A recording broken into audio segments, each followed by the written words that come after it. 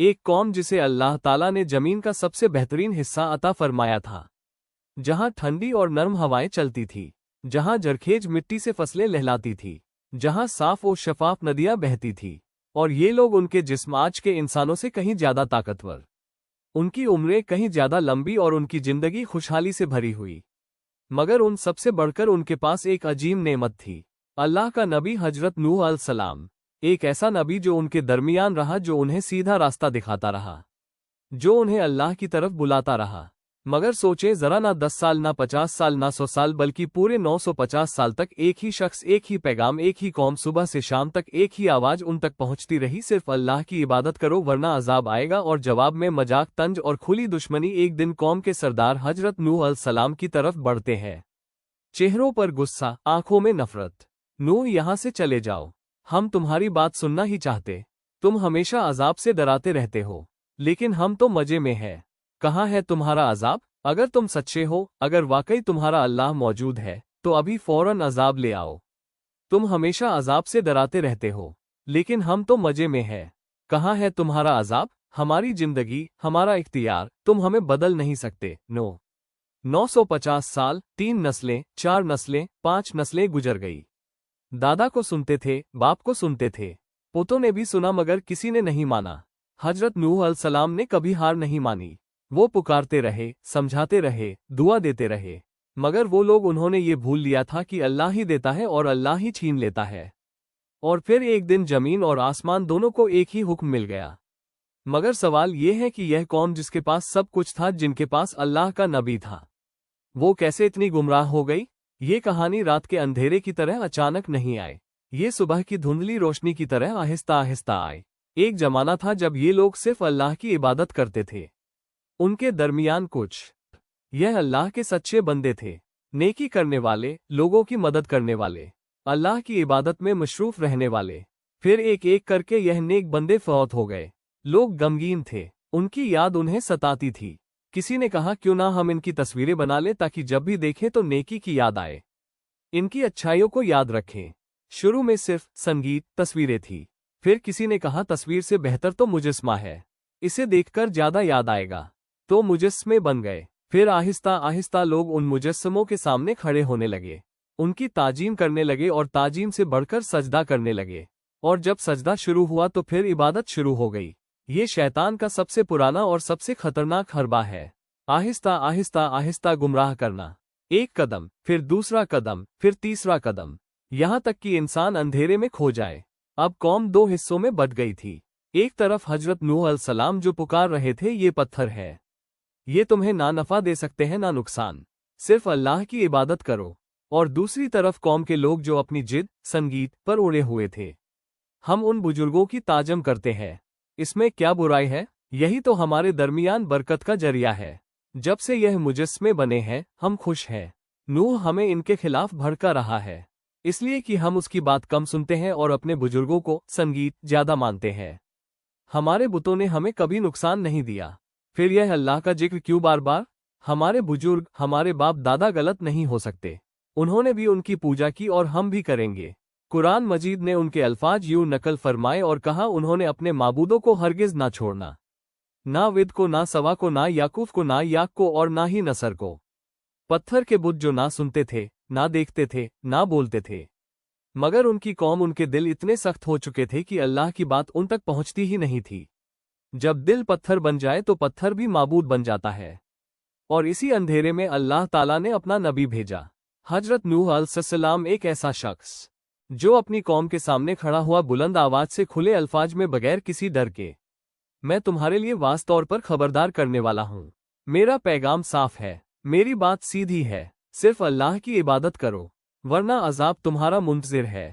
یہ کوئی معمولی دعوت نہیں تھی، حضرت نوح علیہ السلام نے دن میں بلایا، رات میں بلایا، بازاروں میں جا کر پکارا، گھروں کے دروازوں پر جا کر سمجھایا، مجالس میں بیٹھ کر نصیحت کی، کبھی اعلانیہ سب کے سامنے کھڑے ہو کر، کبھی پوشیدہ تنہائی میں نرمی سے دل کو چھونے والے الفاظ میں، کبھی سختی سے تاکہ ان کے دل جاگ جائے۔ اے میری قوم، صرف اللہ کی بندگی کرو، اس کے سوا تمہارا کوئی معبود نہیں۔ یہ پتھر تمہیں کیا دیں گے؟ میں تم سے اس دعوت کا کوئی اجر نہیں مانگتا، ना मैं तुमसे माल मांगता हूँ, ना इज्जत, ना कोई मकाम, मेरा अजर तो सिर्फ अल्लाह के जमे है। और फिर वो उन्हें तरगीब देते, मोहब्बत से समझाते, तौबा करो, अल्लाह की तरफ लौट आओ, अल्लाह तुम पर आसमान से बारिश बरसाएगा, तुम्हारे माल में इजाफा होगा, तुम्हारी औलाद में बरकत होगी, तुम्हारे बागात फल फूल से भर जाएंगे, दुनिया और आखिरत दोनों में कामयाबी तुम्हारी होगी।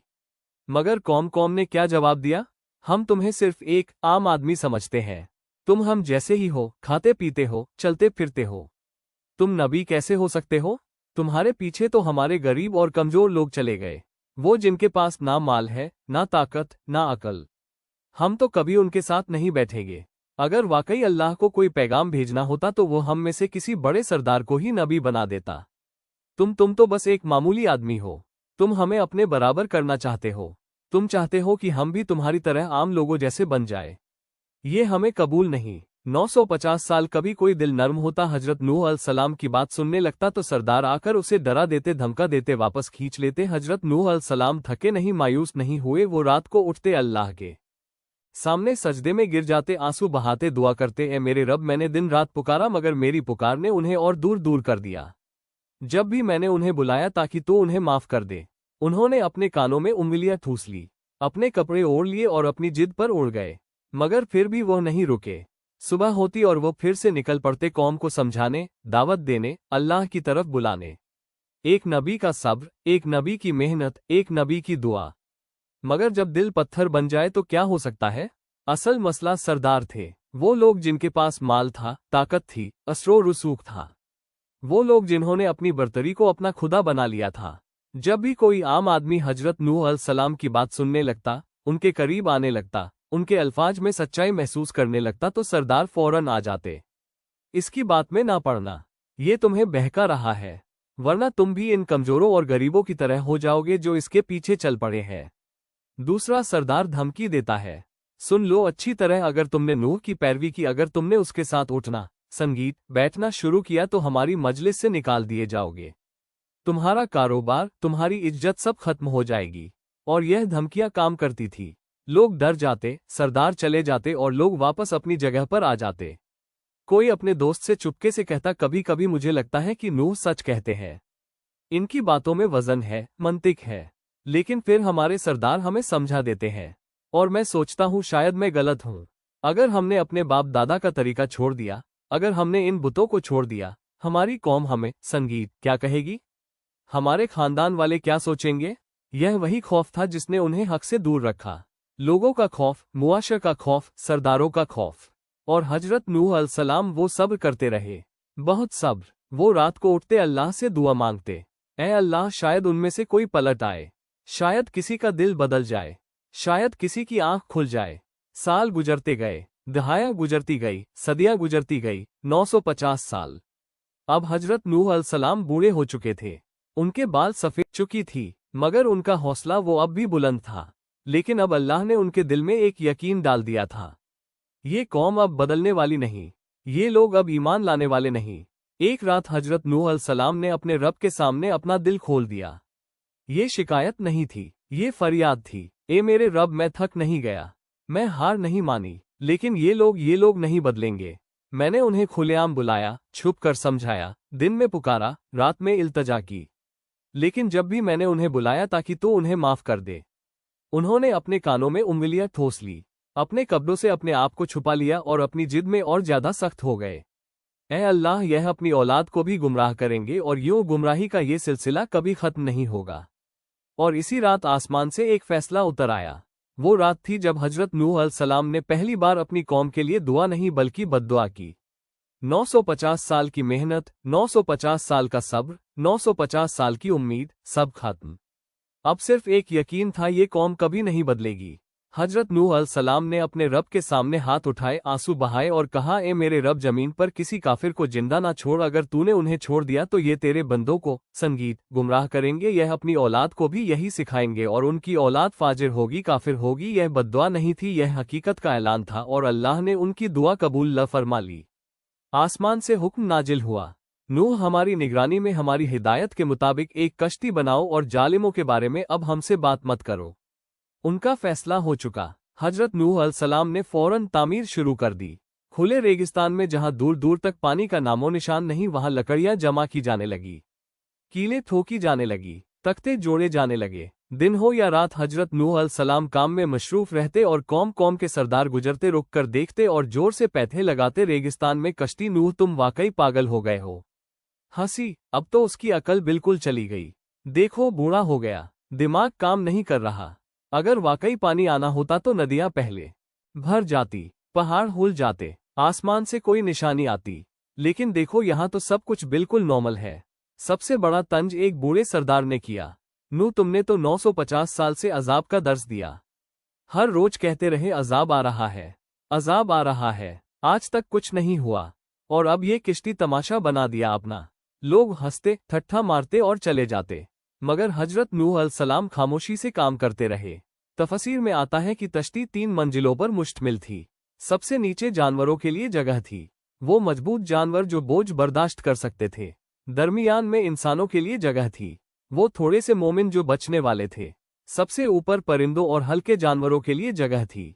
हर तख्ता जो लगाया जाता, हर कील जो ठोकी जाती, वो कौम की तबाही का ऐलान थी। मगर उन्हें क्या खबर, वो हंस रहे थे, मजे कर रहे थे, अपनी दौलत और ताकत में मगन थे। उन्हें यह नहीं मालूम था कि हर कील की आवाज उनके अंजाम की घड़ी करीब ला रही है। हर लकड़ी का तख्ता उनकी मौत का पैगाम था। और हजरत नूह अलैहिस्सलाम वह खामोशी से काम करते रहे, अल्लाह पर भरोसा करते रहे, क्योंकि वो जानते थे जब अल्लाह का हुक्म आता है तो कोई ताकत उसे रोक नहीं सकती।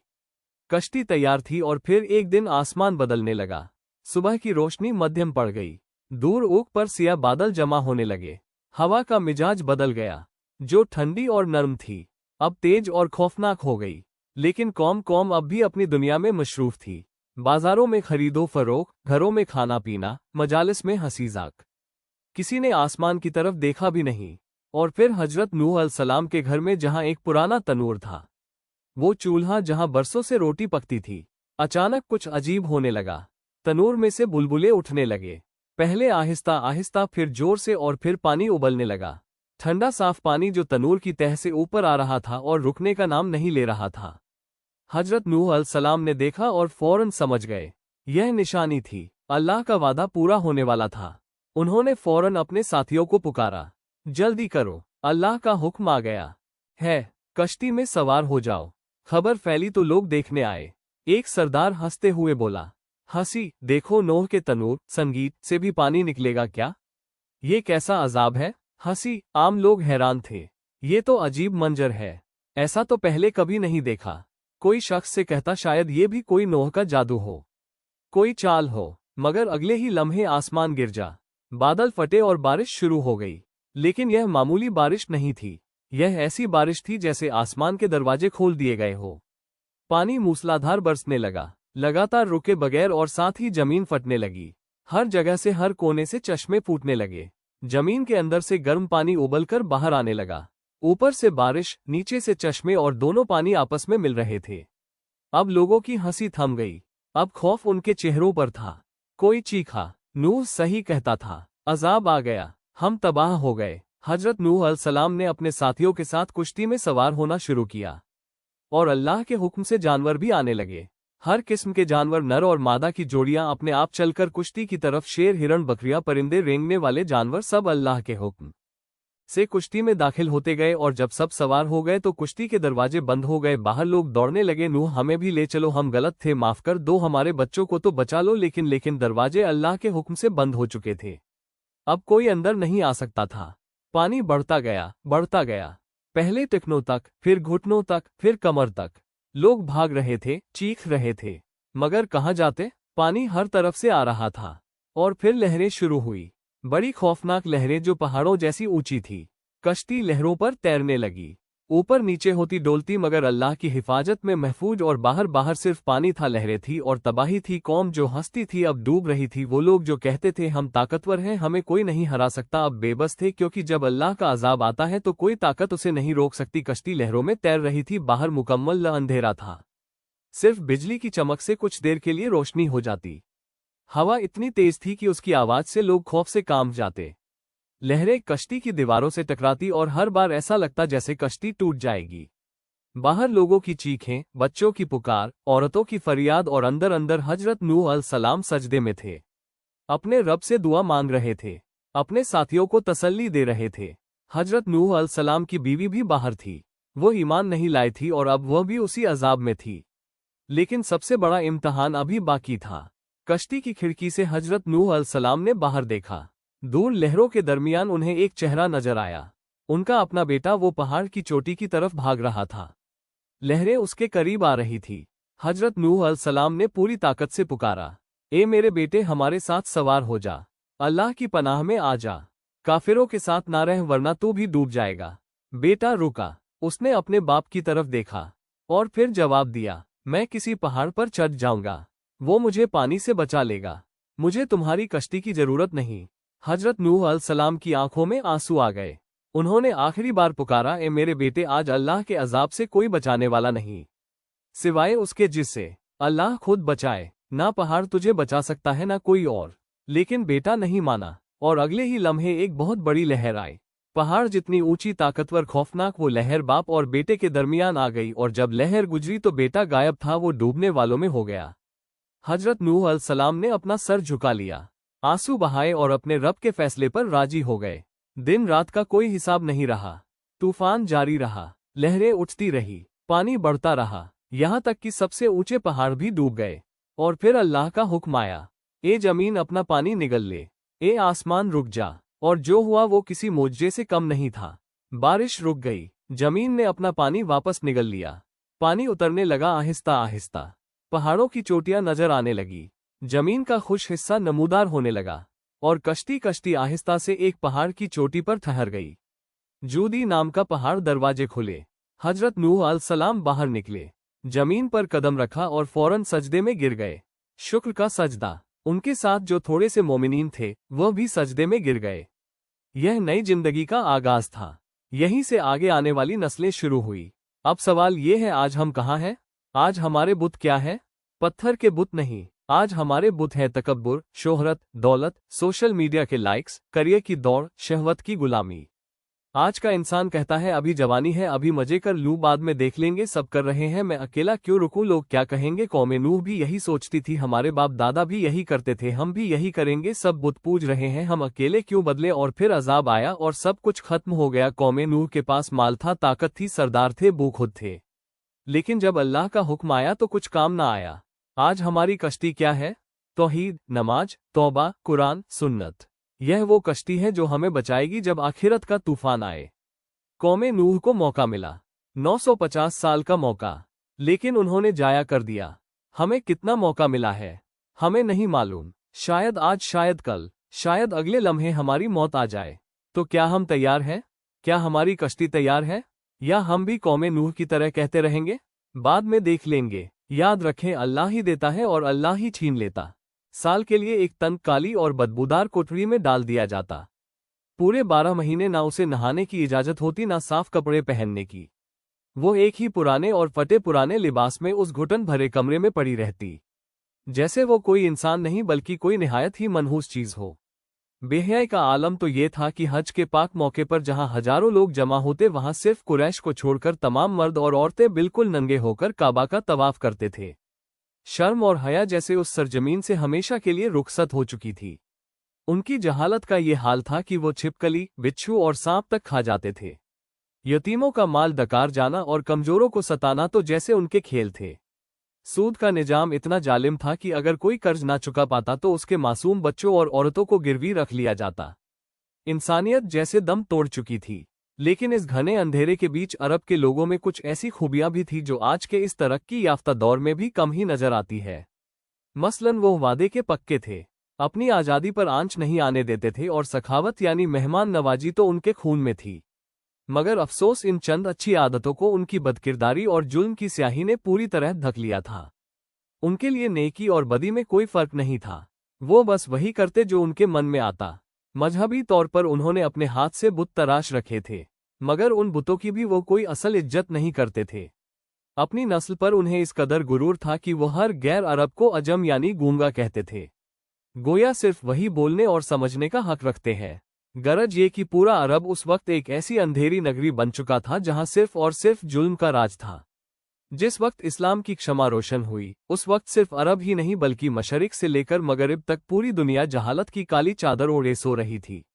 آج ہم جن ملکوں کو بہت ترقی یافتہ سمجھتے ہیں، اس دور میں وہ بدامنی اور بادشاہوں کے ظلم کی چکی میں پس رہے تھے۔ انسانیت کی ہر قدر پامال ہو چکی تھی اور جزیرہ نما عرب ہی نہیں بلکہ پوری دنیا ظلم و جبر کا ایک خوفناک منظر پیش کر رہی تھی۔ انسانی حقوق کا تو کوئی تصور ہی نہیں بچا تھا، سب کچھ حکمرانوں کی انا اور جد کی دھول میں گم ہو چکا تھا۔ نبی کریم صلی اللہ علیہ وسلم سے پہلے روم اور ایران دنیا کی دو بڑی طاقتیں یعنی سپر پاورز مانی جاتی تھی، مگر افسوس یہ طاقتور تہذیبیں انسانیت کی بھلائی کے بجائے چھوٹے اور کمزور ملکوں کو اپنی ہوس کا نشانہ بنانے میں مصروف تھی۔ تاریخ کا سفر جاری تھا اور لوگ سیاسی، سماجی اور روحانی غلامی کی جنجیروں میں اس قدر جکڑے ہوئے تھے کہ نکلنے کی ہر کوشش ناکام ہو رہی تھی۔ ایران اور روم کے حکمران عیش و آرام کی زندگی گزار رہے تھے۔ حکمرانوں کے محل خوشامدیوں اور چاپلوسوں سے بھرے پڑے تھے، یہاں تک کہ ہنرمند لوگ بھی اپنی صلاحیتیں صرف ان بادشاہوں کی زندگیوں کو مزید پریاش بنانے کے لیے استعمال کرتے تھے۔ وہ شاہی خزانوں سے انعام پاتے اور حکمران عوام کے خون پسینے کی کمائی سے اپنے عیش قدے سجاتے تھے۔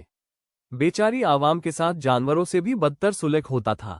امیر اور غریب کے درمیان نفرت کی ایک بہت گہری کھائی تھی۔ ظلم کا بازار ہر طرف گرم تھا اور کہیں بھی عوام کی سنوائی کے آثار نظر نہیں آتے تھے۔ عیسائی دنیا کا حال بھی کچھ الگ نہ تھا، وہ خود اپنی ہی سوچ اور نظریات کے تضاد کا شکار ہو چکی تھی۔ آسمانی ہدایت میں اپنی مرضی کی تبدیلیاں کرنے کے بعد مذہب کی اصل صورت ہی بگڑ گئی تھی۔ چوتھی صدی عیسوی تک آتے آتے عیسائیوں نے حضرت عیسیٰ علیہ السلام کی پاک تعلیمات کو بھلا کر ہر اس برائی کو گلے لگا لیا تھا جو رومی بت پرستی میں موجود تھی۔ عیسائی مذہب اب صرف چند بے جان رسموں اور رواجوں تک محدود ہو کر رہ گیا تھا۔ روم کی مشرق ریاستوں میں بدامنی اپنی انتہا کو پہنچ چکی تھی۔ مجبور اور بے بس عوام کے صبر کا پیالہ اب چھلکنے لگا تھا اور ہر طرف دنگے فساد شروع ہو چکے تھے۔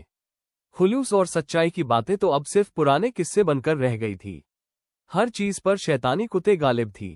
امیروں اور رئیسوں نے انسانوں کو غلام بنانا اپنی سب سے بڑی ضرورت بنا لیا تھا۔